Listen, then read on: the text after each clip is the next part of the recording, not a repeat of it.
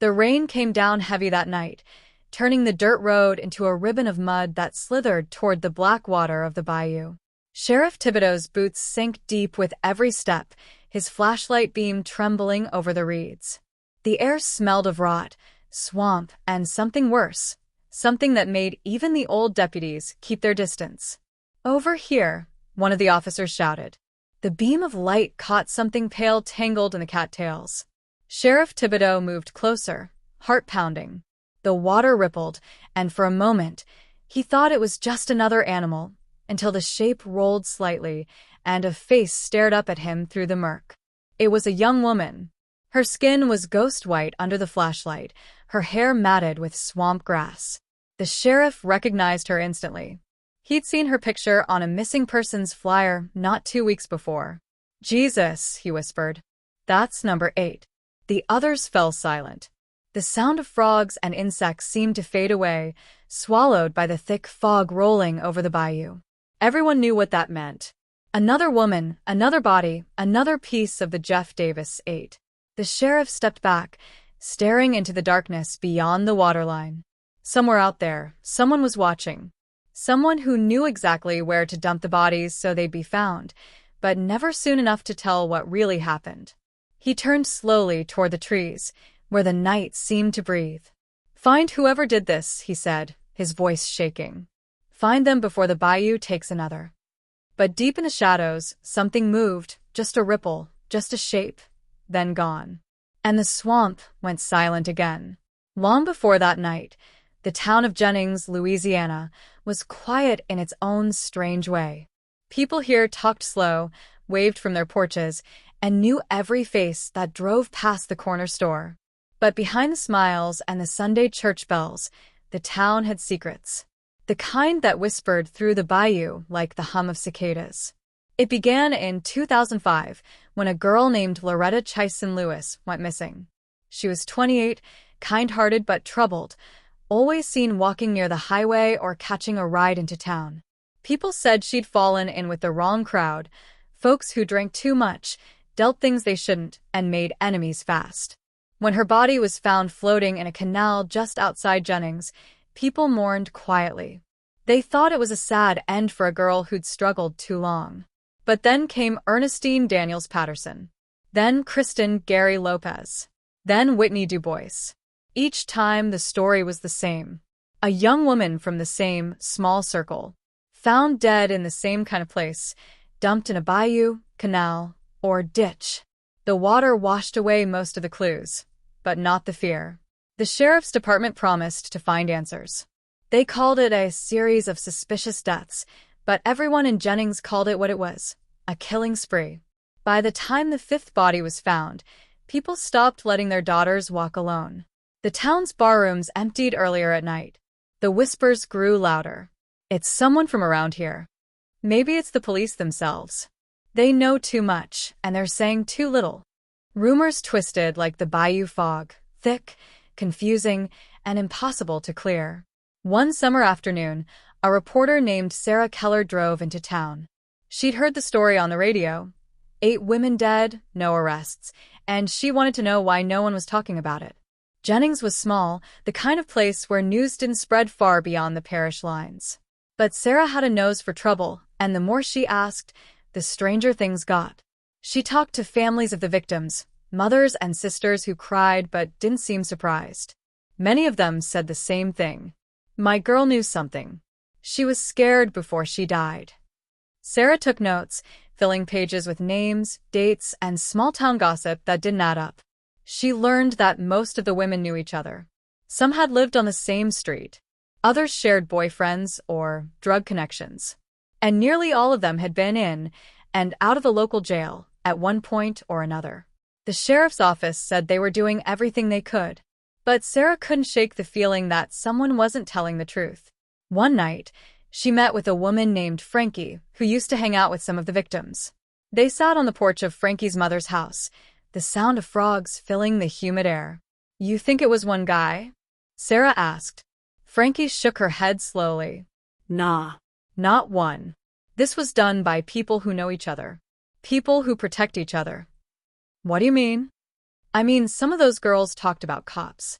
Said they were being used. Then next thing you know, they end up in the water. Sarah's pen froze over her notebook. Cops, she whispered. Frankie looked over her shoulder toward the dark street. You didn't hear that from me. By 2009, 8 women were gone. Locals started calling them the Jeff Davis 8, named after the parish where they'd all lived and died. National reporters came and went, promising to blow the case wide open, but nothing ever changed. Files went missing. Evidence disappeared. Witnesses suddenly moved away. And then, just as the case seemed to fade, something new happened. Something that brought all the fear rushing back. Late one night, a fisherman named Roy was out checking his traps near the bayou. His small boat rocked gently under the moonlight. He saw something snagged in the reeds, looked like a trash bag at first, maybe driftwood. But when he pulled closer, his flashlight caught the edge of something red. It wasn't a bag. It was fabric. A dress. Roy's heart thudded as he reached out with his paddle, nudging it closer. The water moved strangely, like something heavy was just below the surface. And then he saw it. A hand. Pale, bloated, reaching up from the dark water. Roy dropped the paddle and scrambled for his radio. His voice cracked as he called for help. Within the hour, Sheriff Thibodeaux and his team were back at the bayou. Lights flashing, boots sinking in the same mud they'd stood in too many times before. Number 8. The one they thought might finally hold the truth. But when they lifted her from the water, something slipped from her hand, a small silver cross covered in grime. And carved into the back, barely visible under the mud, was a single word. Help. The deputies froze. The sheriff stared at it for a long time, his face pale under the flashing lights. Someone had tried to send a message. Someone had known what was coming. And as the wind swept across the water, carrying the smell of the swamp and something else, something sickly sweet, Sheriff Thibodeaux knew this wasn't over. Not by a long shot. Because whoever was behind the Jeff Davis 8 was still out there. Watching. Waiting. And maybe, just maybe, ready to strike again. The morning after the 8th body was found, the fog still hung over Jennings like a ghost that refused to leave. The town woke slowly, as if afraid of what the new day might bring.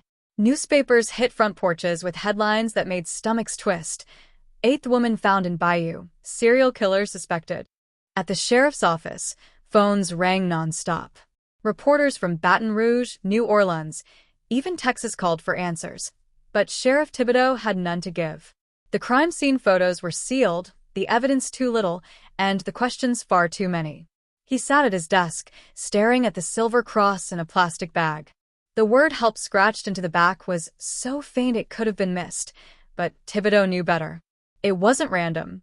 It was a message, maybe from the killer, maybe from the victim herself. Deputy Renaud knocked on the office door. Sheriff, the media's outside again. They're saying folks are talking about cover-ups. Thibodeaux rubbed his temples. Let them talk. Talking's the only thing they know how to do. Renaud hesitated. There's something else. Sarah Keller's here again. Says she's got something new. Thibodeaux looked up. Send her in. Sarah stepped inside, her notepad tucked under one arm. She looked tired, like she hadn't slept since the night before. I want to see Frankie again, she said. She's gone. Gone where? No one knows. Her trailer's empty. Clothes gone. Neighbors said she packed up at midnight, said she was done talking. The sheriff frowned. You think someone scared her off? Sarah hesitated. I think she knew too much. Thibodeaux leaned back in his chair. You're stirring things up, Keller. You and that recorder of yours. She met his gaze without flinching. Maybe that's what needs to happen. He sighed. You ever thought maybe this is bigger than you? Than all of us? Sarah looked toward the evidence board on the wall. 8 women's photos lined up in 2 neat rows. Smiling faces that didn't match the horror of what had become of them. This started in your parish, Sheriff, she said quietly. It has to end here too. By afternoon, the sheriff's office was buzzing.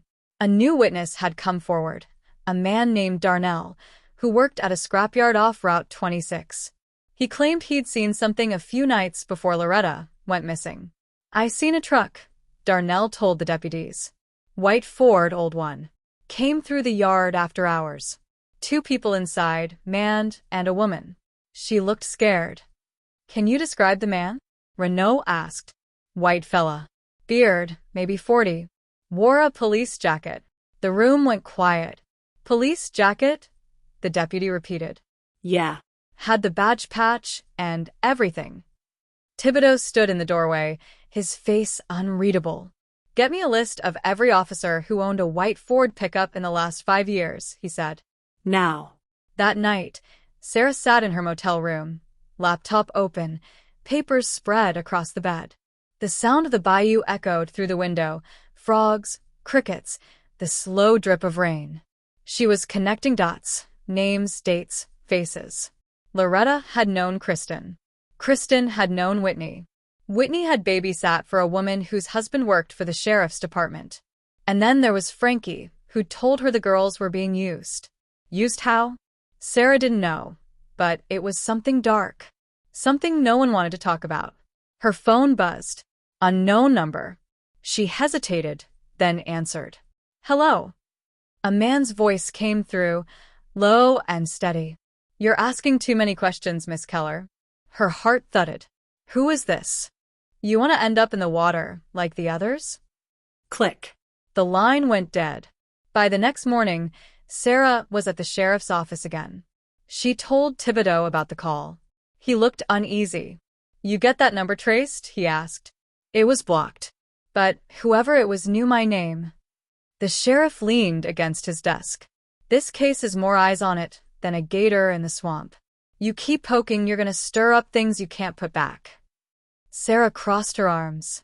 "Then you tell me, Sheriff, why does everyone keep saying your department's involved?" His jaw tightened. "You're walking on thin ice." "Maybe," she said, "but at least I'm walking toward the truth." He said nothing, just turned to the window, watching the clouds roll in heavy and gray. Meanwhile, out near the Bayou Road, Darnell the scrapyard worker locked up for the night. The wind carried the scent of rain again, thick and earthy. He lit a cigarette and started toward his truck. Something rustled near the fence. He froze. "Hello," he called. No answer. Just the sound of the wind and the creak of metal. He shrugged it off, got into his truck, and turned the key. The headlights flicked on, illuminating a figure standing by the gate. A man in a hooded jacket. Darnell squinted. "Hey, you lost." The figure didn't move. Just stood there, still as a post. Then, slowly, it lifted a hand, holding something small that glinted in the light. Darnell leaned forward. It wasn't a weapon. It was a silver cross, just like the one they found at the bayou. The figure turned and disappeared into the darkness. Darnell sat frozen, cigarette trembling in his hand. The wind howled through the scrapyard, and for a moment, he swore he could hear it whisper, "Help." Back in town, thunder rolled low over Jennings. Sheriff Thibodeaux stood at the edge of the bayou, staring into the dark water that had kept so many secrets. Behind him, Deputy Renaud's voice broke the silence. "You really think it's someone we know?" Thibodeaux didn't answer. The water rippled slightly, though there was no wind now. He felt it again, that presence, that cold, unseen weight pressing from the shadows. "Renaud," he said quietly, "no one works this case alone after dark. You understand me?" The deputy nodded, unease settling in his eyes. As they turned to leave, a low splash echoed behind them. Thibodeaux froze. The ripples widened. Something drifted to the surface, a scrap of fabric, red and torn, caught in the reeds. He stepped closer, his flashlight trembling in his hand. And then he saw it. Letters scrawled faintly on the fabric in black ink, smeared by water. It read, "Next." The sheriff's breath caught in his throat. Lightning flashed over the water, white and blinding. Somewhere deep in the swamp, a voice seemed to call, not loud, not clear, but enough to make every hair on his neck rise. The bayou was alive, watching, waiting, and before the night was through, it would take another.